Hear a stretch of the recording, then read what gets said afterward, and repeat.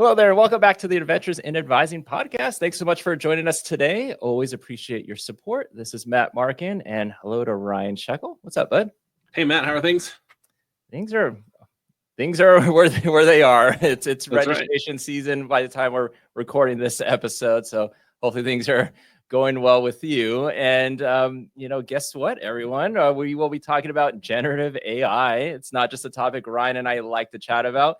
Not only chat about, but it's also super relevant for, I don't know, the upcoming months or years. What do you think, Ryan? Well, I know that if we're ever going to really come to terms with any significant change in post-secondary education, we're going to have to talk with a lot of people about it, hear different perspectives and see different sides of it. So I'm really excited about today's conversation, talking with some folks, specifically from the instructional staff, the faculty side of the conversation. It's going to be really great to see what's going on with folks who spend most of their time with students in the classroom. Absolutely. And yeah, just hearing different perspectives, different voices. And, we've heard various ones already. We've heard from Dr. Roy Magnuson, Director of Emerging Technologies for Instruction and Research at Illinois State University back in December. We've both, quote unquote, interviewed ChatGPT. We've looked at possibilities of Thea Study and Google's Notebook LM. We've heard from administrators from other institutions on panels that we've conducted at conferences and previous podcast episodes about AI. And, today's episode, like you were saying, we get to hear from two faculty members with California State University, San Bernardino. And let's go ahead and welcome them right now. And we have Dr. Daniel MacDonald and Dr. Jeremy Murray. Daniel and Jeremy, welcome to Adventures in Advising. Hey, Matt. Thanks, Ryan. Thanks for having me. Thanks, Ryan and Matt. This is I appreciate you listening in and hearing our perspectives. Yeah, absolutely. And before we dive into talking about AI, it's always nice to hear about the backgrounds of our guests. So we'll like to hear from the both of you about what's been your journey into higher ed. And I think we'll start with Daniel first. Sure. Well, thanks again for having me. My name is Daniel MacDonald. I started my career in higher ed with CSUSB here in 2013. So before that, I had majored in math and economics at Seton Hall University. I graduated in 2007. And then I went on to get my PhD in economics from University of Massachusetts Amherst in 2013. And pretty much since 2013, I've been out here at CSUSB. I've kind of climbed the ranks. I was an assistant professor for 6 years. I got tenure in 2019. I became the chair of our department in economics here in 2021. And I just have pretty much lived my entire life within higher ed. So it's all about the intellectual journey for me. And, just being out there, engaging with students, engaging with ideas, doing research, the academic life, it's really just always been a part of who I am. And so that's a little bit about me. Hey, Daniel. It's funny, we kind of have some connection there. I grew up in upstate New York, very close to Amherst, actually. Went to SUNY Albany as an undergrad, did East Asian Studies, and started studying Chinese and found my way into Chinese history. And that took me across here to California, to UCSD for my PhD. And then I got this job just up the highway here about, 14 years ago, almost 14 years ago. And I as a first generation undergraduate, I always at SUNY Albany, I kind of identified, I think, with the students there and also with a lot of our students here, where, as Daniel said, it's just all about coming in and working with our students and in this sort of really rewarding work of empowering students who want to be in the classroom and are excited to be here, and because I know what that feels like.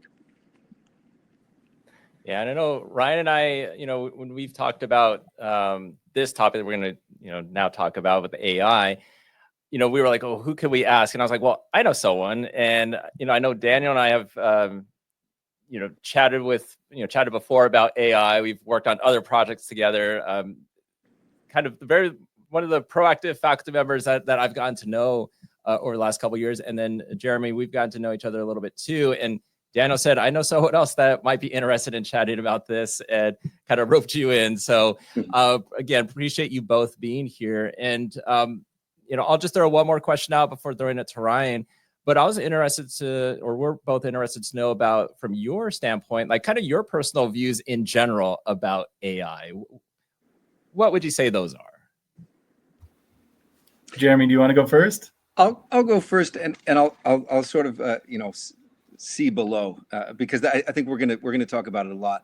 But in a big sense, I think the short answer is that, as I understand it, it's a sprawling topic across many disciplines, across many walks of life. Obviously, many aspects of what we do as professionals in academia, but also around really important issues of the social, cultural, political, economic impacts of these things. It's an absolutely sprawling topic, and one I think that is best engaged with in a way that is precise. And so when we talk specifically about the classroom or about research, even within higher ed, we're talking about a lot of different sort of topics. The big soundbite that I heard a friend say was, he's a lawyer, and he said, a lawyer is not going to be replaced by AI, but a lawyer who knows how to use AI is going to replace a lawyer who is sort of a Luddite about AI. So that's my take professionally. I kind of understand that there are important things to bear in mind, but I also have a really strong skepticism toward profit-driven sort of shareholder capitalism when it gets a hold of powerful technology. And we see the results, obviously, in the way social media affects young people. I think the evidence is on that, and it sure ain't good. So that's a big one. And a lot of the sort of, and Daniel will have, I think, a lot of great perspective on the economic side of things in terms of something like the Industrial Revolution, the cotton gin, and we can talk about Gutenberg and all those other. I'll come in as a historian and do my part in terms of those hasty analogies. We can talk a lot more about that, but that's the quick version, is that it's sprawling and complex and demands precision in how we talk about it. Yeah, I completely share Jeremy's concerns, especially with the capitalistic nature in which a lot of these things are developing. A lot of these companies that have these AI systems are financialized, right? They're traded on the stock market. And so they have kind of perverse incentives, right? They don't always have the incentives to kind of give back to the community or to, make the world a better place. It can ultimately be about kind of pleasing investors. It's funny because I'm actually very pro AI when it comes to my own work. I think similar to what Jeremy was saying, professors or lawyers who know how to use AI are going to have a step up, right? A leg up on other professors or lawyers who don't. So I do think that it's really, great in terms of my own work. I found in so many ways, but I do think that as a professor, as a teacher, that coursework and AI are like oil and water. They're really they can't mix. The coursework, the way academics is set up is it's often not about what you think, right? It's about how you think. It's about training students how to think, right? I think all of us who teach in higher ed would agree that even though there are the dates or the formulas that you have to know, ultimately what we're trying to get our students to do is to think. And AI replaces that, right? So it's almost antithetical to the entire kind of academic journey. And so that's where I'm really concerned, is that if you combine these kind of capitalistic incentives, right, that so many of these companies have, with the fact that ultimately AI should be something to improve productivity, and in the classroom, how we're trying to get students to think, it doesn't seem like it's going to mix very well.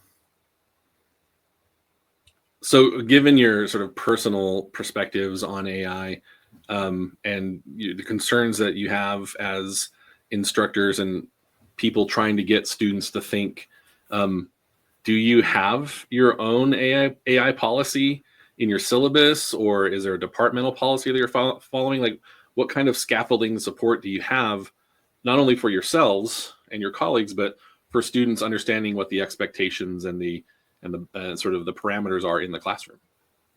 Sure, that's a really good question. I'll just take this first, Jeremy, just because on the administrative side, right? I've been chair for, this is my 4th year now, and I have some junior faculty who, if you're a junior faculty, you're already extremely stressed out, right? You're on the tenure track, you're trying to juggle teaching with research expectations. And so having this come out of left field, right, is just extremely stressful. And so what we've done in our department is we've built up a department level AI policy, because, you know, the university has, and most universities have taken a kind of a passive view on this.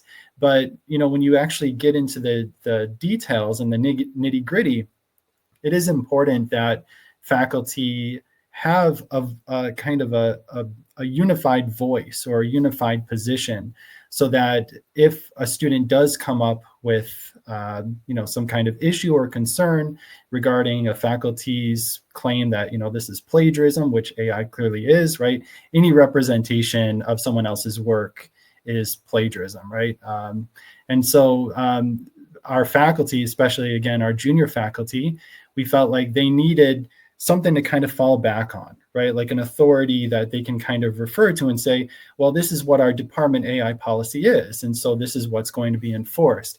It just takes a little bit of that stress off of them, so they can kind of focus on teaching and you know, getting things done in the classroom, which is the ultimate goal, right, of our courses. It's not to, you know, micromanage students' AI use. So yeah, we do have a department level AI policy, and I think it's very important to set those kinds of boundaries and be very explicit, again, especially for junior faculty that already have so much on their plate and they don't have time really to you know, manage all of these different technologies and things that are happening.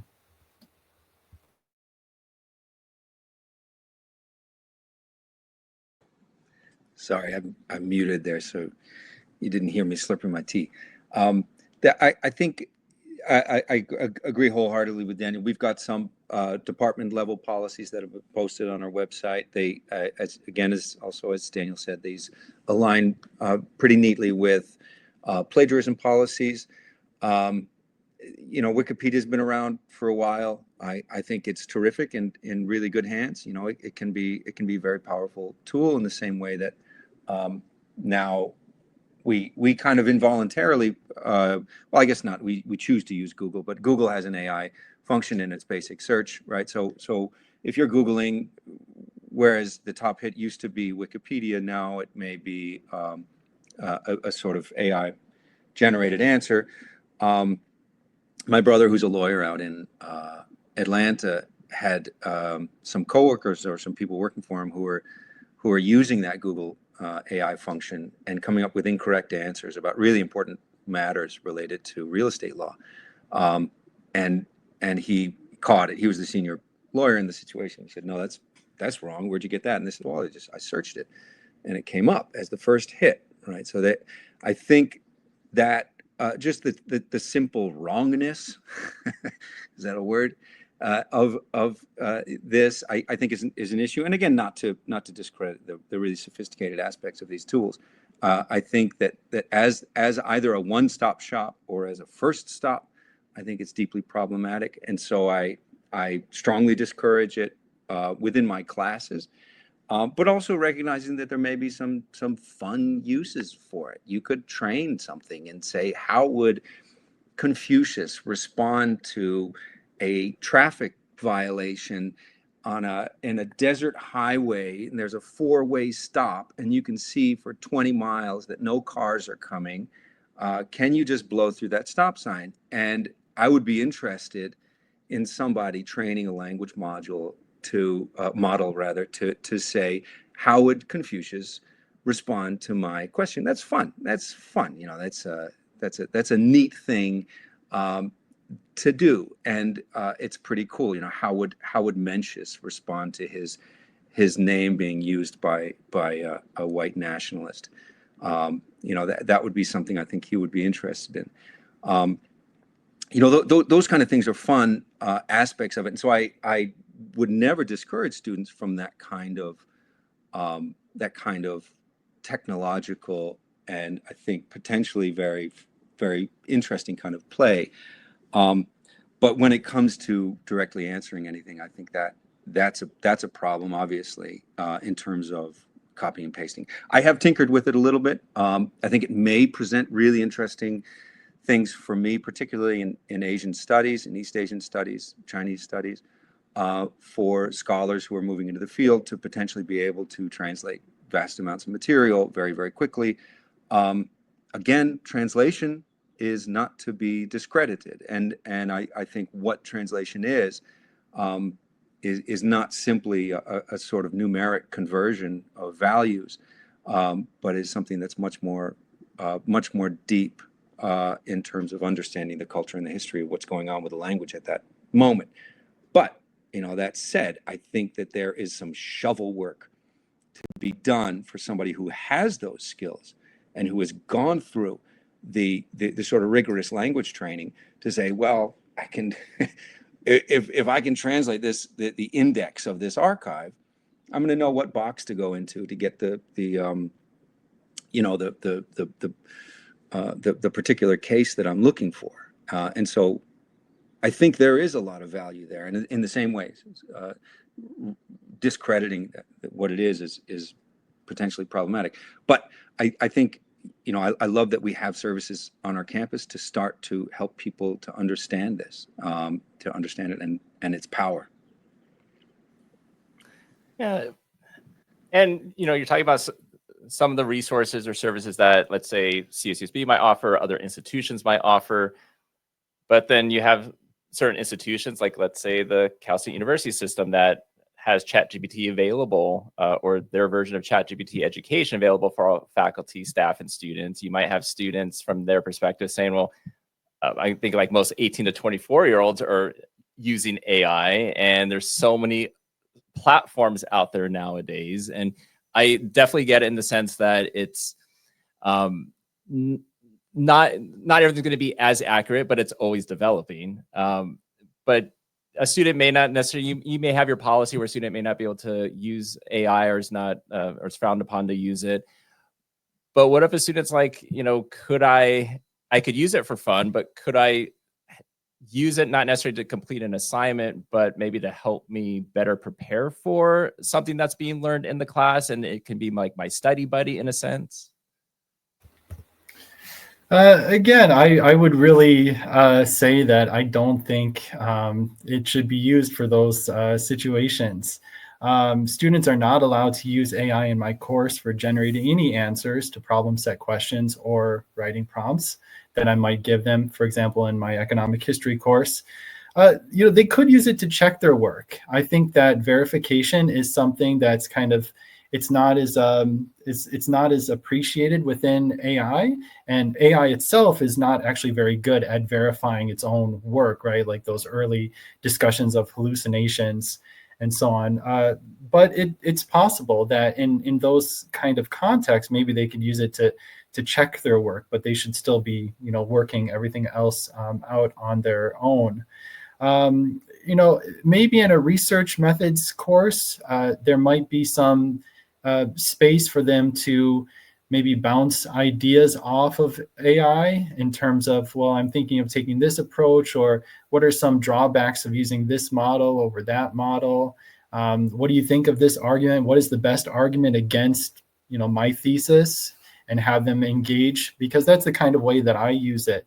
I've really found that it helps a lot. We'll talk about this, I think, a little bit later, but with critical thinking, it can help students. But in most cases, it's not going to be the right approach. As I was saying earlier, right? The coursework is fundamentally about getting students to learn how to think, to engage with that process. Thinking is hard. It is. Like, it's very hard to do for more than just a couple of minutes. Just try it, It's difficult to just sit there and really think about something. But that's what we're trying to train our students to do. And AI just offers such a quick shortcut. It's not advised. I just love hanging out with Daniel because he always I always hear cool stuff like that. Thinking is hard, and then that gives me so much to think about. But I agree 100% with this idea that thinking is hard, and our job is not to make people comfortable. I think, and of course we empower people so that they kind of get to base camp, and hopefully then they get to 10,000 feet, and do so in a way that's safe and responsible, and then they get comfortable at 10,000 feet. You know, that's what we want them to get up there, to get to base camp, and then to get to 10,000 feet. But I think because I don't want to repeat what Daniel said, I just agree with what he said down the line. The one thing I would add is the big issue of accessibility, which is an important one for us to bear in mind throughout. And just a sort of minor point on because you mentioned this, Matt, in your notes to us, Notebook LM, and I think other programs may offer this sort of text to speech option in a pretty interesting way, where they kind of make it sound conversational. And I think that's fine. You know, if you want to, I know some of my students put their PDF books into some kind of service where it sounds like Snoop Dogg is reading it. I'm like, that's great. You know, fine. You know, if you want to do text to speech, and everybody's having fun, I definitely enjoy being able to listen to articles or listen to books when I'm driving. You know, we're all here in Southern California. You know, we want to be able to do that when possible. And when it's an accessibility issue, that's especially, I think, important to, if we're actually increasing accessibility, then that's an interesting thing. So if you can do text to speech in a way that is more fluent than what we could do even 3 or 4 years ago, cool, as the kids would say. Great. So I'm kind of curious, because I think it's important for our listeners and for everyone to understand the difference in the disciplines that y'all come from, and the nature of the courses that you teach and the concepts that are in them.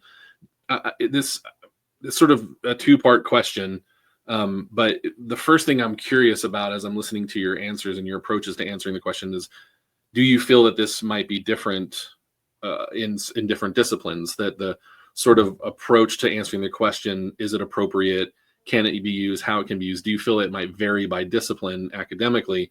And then I'm also, because we're sitting here in this space where this thing is out and it exists. It's here.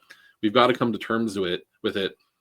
Do you remember a time when you didn't have to deal with it? And how do you feel things have changed for you as you approach instruction before AI and post AI? So do you feel it's different by discipline, and how do you feel you're different prior to AI as instructors?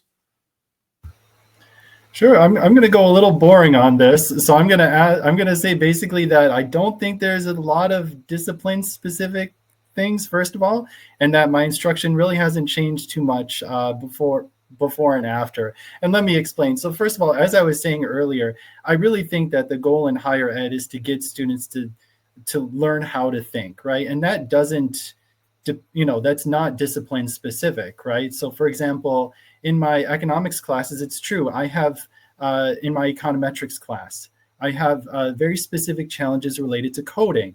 So in my class, they code in Python. And so they'll be asked to write some Python code to solve an econometrics problem. And, I'll have a couple students who go to ChatGPT and they just plug everything in ChatGPT and say, what's the answer here?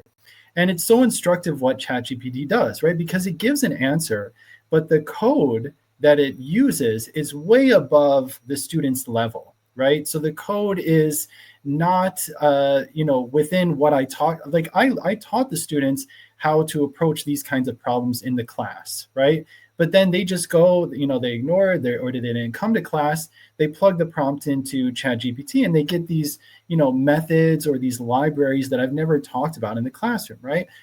The whole point of those assignments is to get them to use the tools that they've developed in the course to solve a problem, right? It's not to just put an answer on the piece of paper. So it's very instructive of that.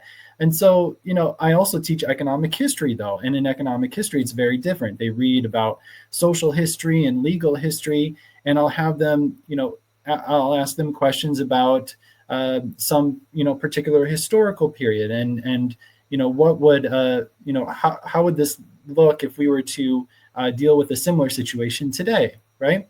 And again, you can go to ChatGPT and get an answer, but it's really about taking what we've learned in the course, right, and applying that to some problem that I've given them, right, to help them in that process of thinking, right? So just right there, right? And I think, in most other disciplines, it's not about just giving some answer, right? It's not about just finding some answer to a problem or a question. It's about how do we think this through, right?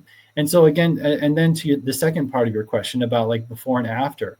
Well, again, in general, I have always in my courses focused on getting students to learn how to think. And that doesn't change before and after AI. If anything, it becomes more important after AI, right? Because before AI, of course, it's important, but after AI, what ends up happening is if you can learn how to think, and if you can learn how to approach problems yourself, that gives you then the confidence to, if later on presented with a new problem, ask AI for a little bit of assistance, right? Because you already know in general the structure of the problem.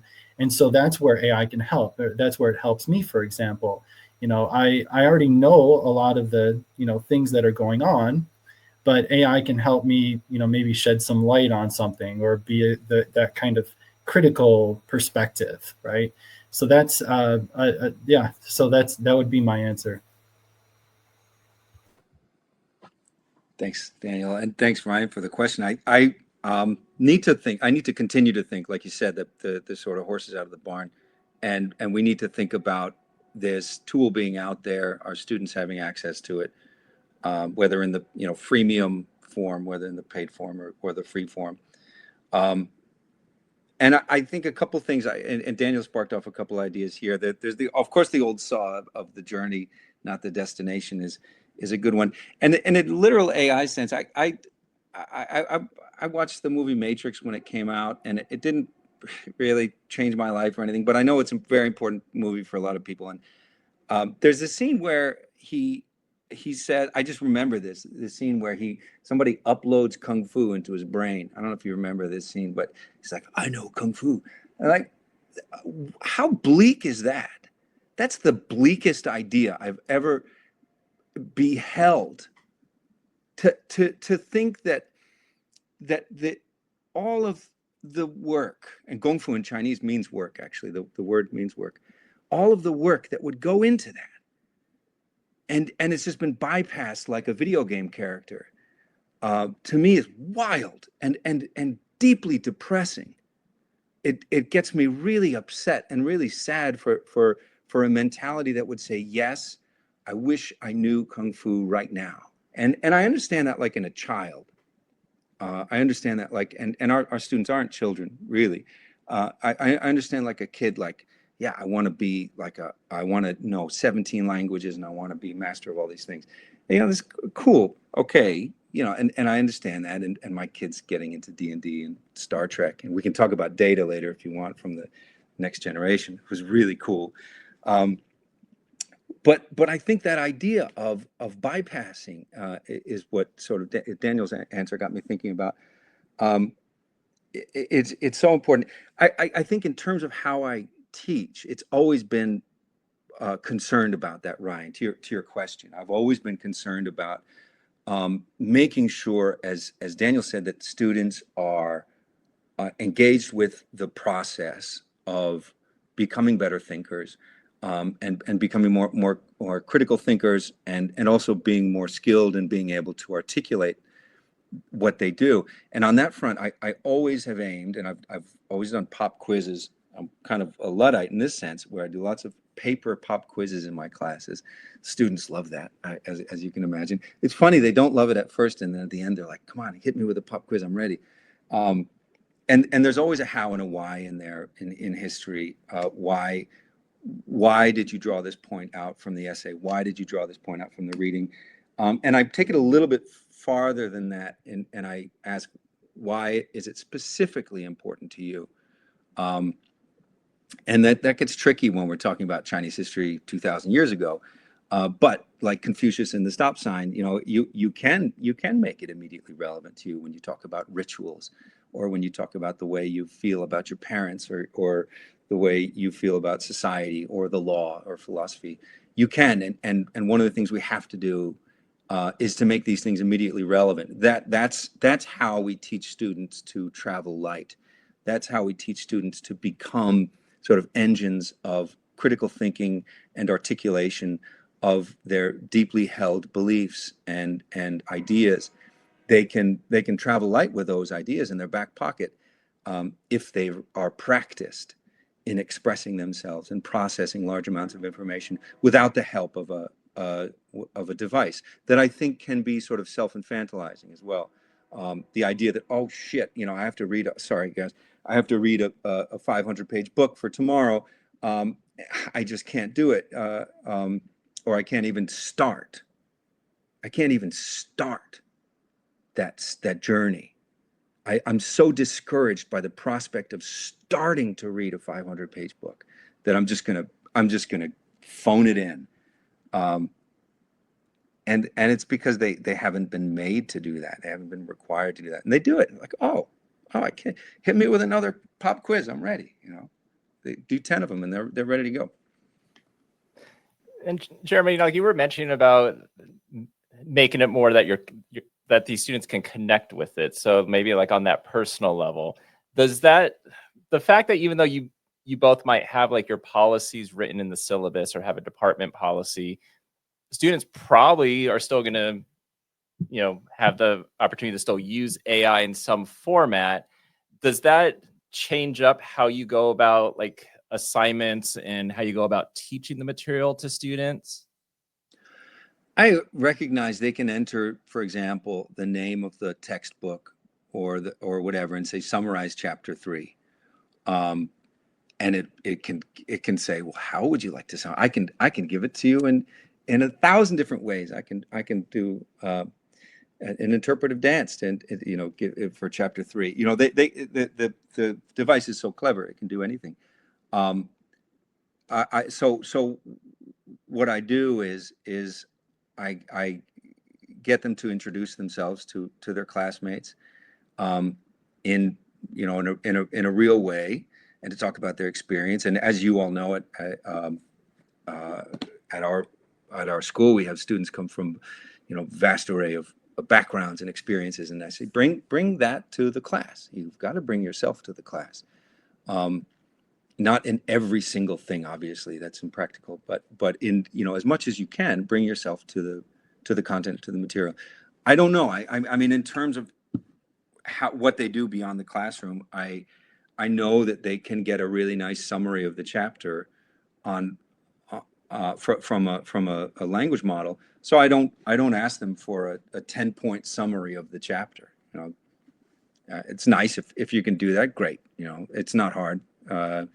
And maybe I should actually, after chatting with you guys, maybe we should do that. Maybe I should go through share screen in the opening of class and say, okay, here's how you would do a 10-point chapter summary if you want. All right, if you want a 10-point chapter summary, if you want to turn it into a sort of something that sounds like a conversation, the way Google LM does, fine. That's fun. But then let's get to work and let's figure out how we make sense of this and make it yours. Take ownership of that process. It's an open question though. Yeah, I mostly agree with Jeremy. I think bringing that personal element is so important. I mean, that's ultimately what, these students are doing. They should be investing in themselves. And that's about, that's what college is partly about, right? Is finding your own unique space within all of this environment. The only thing I would add is that I do think that, kind of summaries are not that effective.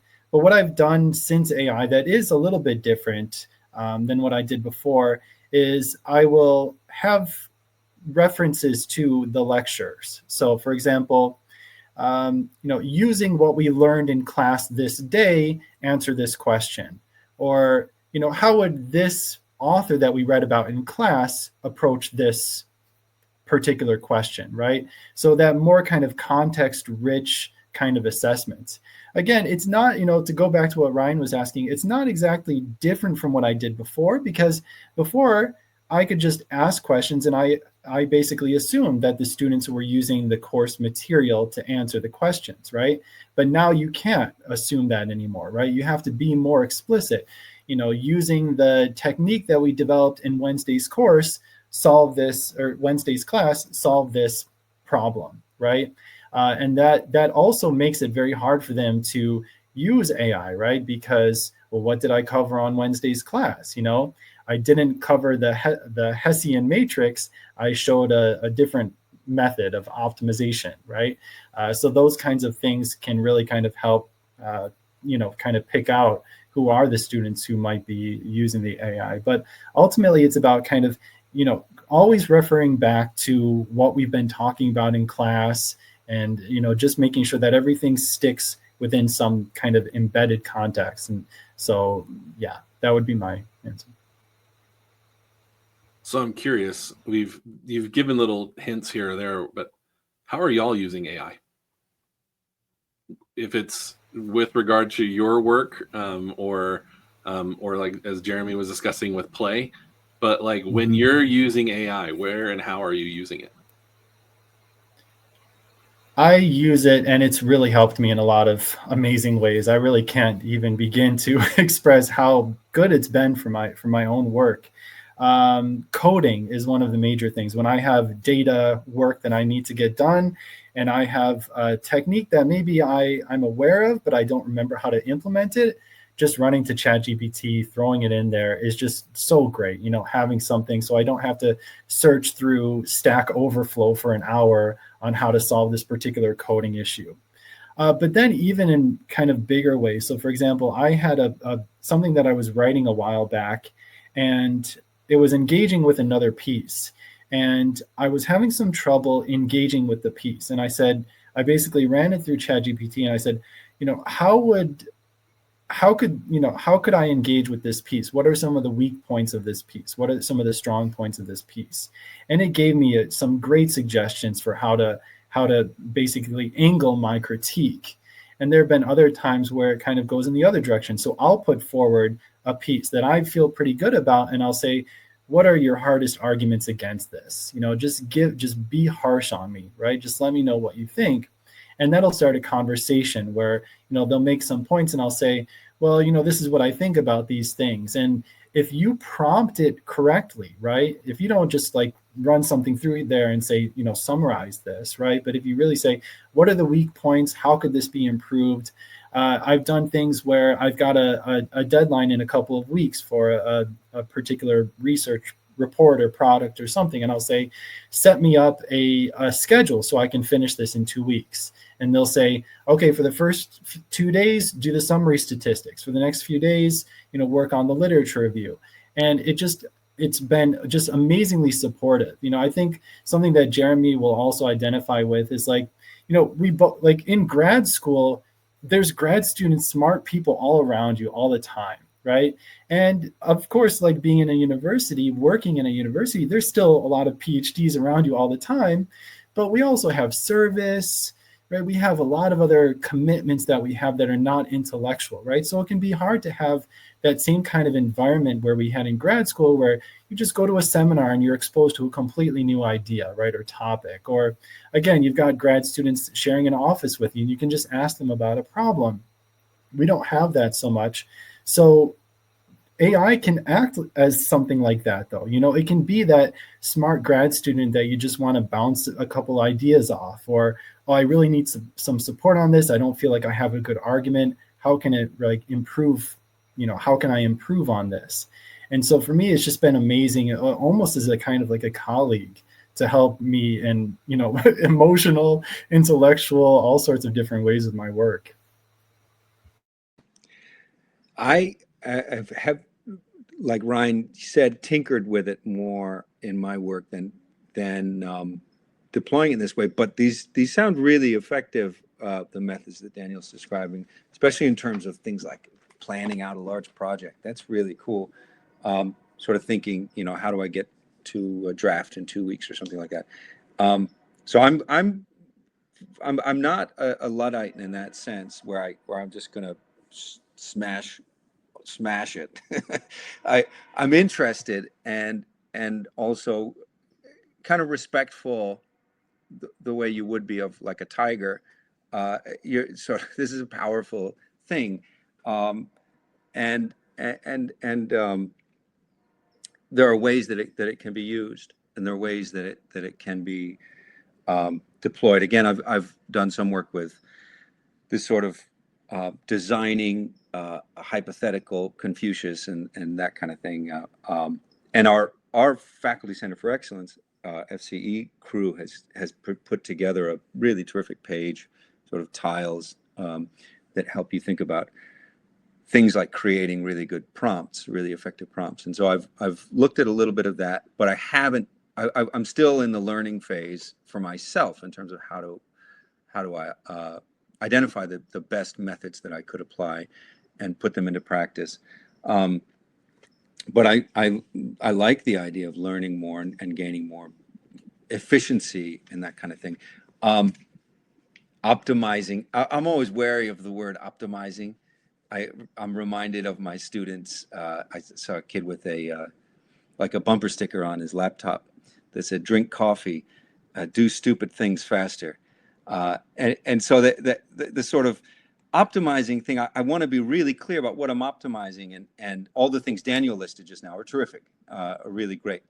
And so I want to be, I want to learn more about this. I'm still very much in the learning mode, and I'm very grateful for our FCE gang for putting together great stuff along those lines. Jeremy, that's actually such a great quote, do stupid things faster with coffee, because it kind of borders what AI can end up being, right? Because if you don't sit there and kind of verify what AI is up to, you can get lost really quickly, right? Not just hallucinations, but like, what are you even talking about, right? So it is very much a human in the loop process, right? You got to keep the human part in it, right? Because if you just let AI kind of run with something, it can end up being almost, it can be like, because they go so fast, right? It's typing so fast. Like, how did you even process what I just put a paragraph prompt in here. How do you even process that, right? You do have to kind of say, well, wait a second, like, let's pull back a little bit. It's very important to realize the inefficiencies or just the gaps that any AI is going to have. And I like that they haven't given it a name, or they haven't called it Siri or whatever. It's a beast. It's like it is something that we are incapable of sort of reckoning with in any kind of conversational way. The way the four of us are chatting right now, there's something different happening there, and it may be trying to please us. Again, I'm personifying what it is doing, I think, and this is. I want to try not to sound too conspiratorial here, but what I think it is trying to do is maximize engagement, and that is this sort of open the pod bay doors, Hal, sort of moment where that's from Space Odyssey 2001, where the beast that he's encountering, or this algorithm that he's encountering, realizes that something he's asked it to do is in violation of its primary protocol or something like that, which is to turn it off. And I think that when we're dealing with something like a meta product, its primary function is to keep us engaged, awake and engaged.